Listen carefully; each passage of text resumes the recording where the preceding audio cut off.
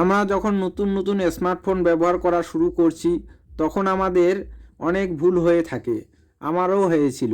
এই ভুলগুলোর থেকে একটি মারাত্মক ভুল হয়ে থাকে, আমরা প্লে স্টোর থেকে বা গুগল ক্রোম থেকে বিভিন্ন ধরনের অ্যাপ্লিকেশন ডাউনলোড করি, পরবর্তীতে এই অ্যাপ্লিকেশনগুলি ডিলিট করে দেই বা আনইনস্টল করে দেই। এই ডিলিট করার মাঝে বা আনইনস্টল করার মাঝে মারাত্মক ভুল করি ফেলি। এই ভুলগুলো যদি আমরা ঠিক না করি, পরবর্তীতে হ্যাক হওয়া থেকে শুরু করে বিভিন্ন ধরনের সমস্যায় পড়তে পারি। হ্যালো বন্ধুরা, আপনারা দেখতেছেন কুনাল জ্ঞান ইউটিউব চ্যানেল। তো আপনারা যদি চ্যানেলে নতুন হয়ে থাকেন, চ্যানেলটাকে অবশ্যই সাবস্ক্রাইব করে রাখবেন ঠিক এরকম নতুন নতুন ভিডিও পেতে। তো চলুন বন্ধুরা, ভিডিওটা শুরু করতেছি। তো সবার প্রথমে আপনি সেটিংয়ে চলে আসবেন। তো এই যে সেটিংয়ে আমি চলে আসলাম।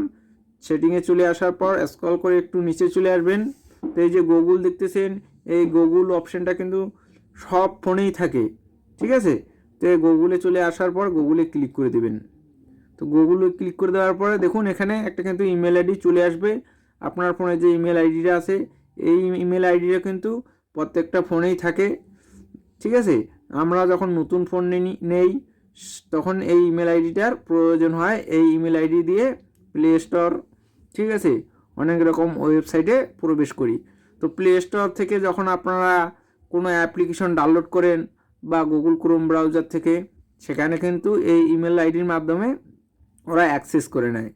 তো আপনাদেরকে অনেক রকম পারমিশন দিতে হয়। আপনার location, media, file manager, microphone, camera সম্পূর্ণতা কিন্তু অ্যালাউ করে দিতে হয়, ঠিক আছে। তো একটু আগে যে বলছি আমি অ্যাপ আনইনস্টল বা ডিলিট, ঠিক আছে, এইখানেই হচ্ছে সমস্যাটা। তো এখানে আপনারা যে অ্যাপ আনইনস্টল বা ডিলিট করে দেন, যে অ্যাপটা আপনি ডাউনলোড করে নিলেন, আপনি সম্পূর্ণ পারমিশন দিয়ে দিলেন, ঠিক আছে। পারমিশন দেওয়ার পরে আপনার যখন অ্যাপসের যে কাজ শেষ হয়ে গেল বা আপনার প্রয়োজন নেই, তখন কিন্তু ডাইরেক্ট অ্যাপটা আনইনস্টল করে দেন বা ডিলিট করে দেন। আপনার যে কানেকশনটা আছে, পারমিশন অ্যালাউ করা আছে, সেগুলো কিন্তু থেকেই গেল প্রায়। তো আপনি যদি কানেকশনগুলো ডিসকানেক্ট করে দেন তারপরে আনইনস্টল করে দেন, সেক্ষেত্রে কিন্তু আপনার ফোনে কেউ হ্যাকিংও করতে পারবে না, আপনার ফোনকে অ্যাক্সেসও করে নিতে পারবে না।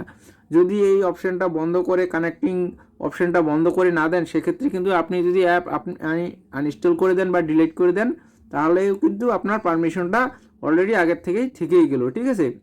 সেক্ষেত্রে আপনার ফোনে অ্যাক্সেস করে নিতে পারে বা হ্যাকিং করতে পারে। আপনার ফোনে বিভিন্ন ধরনের গ্যালারিতে, ব্যাংক পাসবুক, বিভিন্ন ধরনের ইম্পর্টেন্ট জিনিস থেকেই থাকে গুগল ড্রাইভে, ঠিক আছে। আপনার ফটো, ভিডিও সব কিছুই কিন্তু অ্যাক্সেস করে নিতে পারে। তো আপনি সবার প্রথমে আপনাকে ডিসকানেকশন করে দিতে হবে। তো ডিসকানেকশন করে দেওয়ার পরে তারপরে আপনারা আনইনস্টল করে দেবেন। তো ডিসকানেক্টটা কিভাবে করবেন, এই গুগলে চলে আসার পর একদম নিচে চলে আসবেন। দেখুন এখানে সেটিং ফর গুগল অ্যাপস আছে, তো এখানে আপনারা ক্লিক করে দেবেন।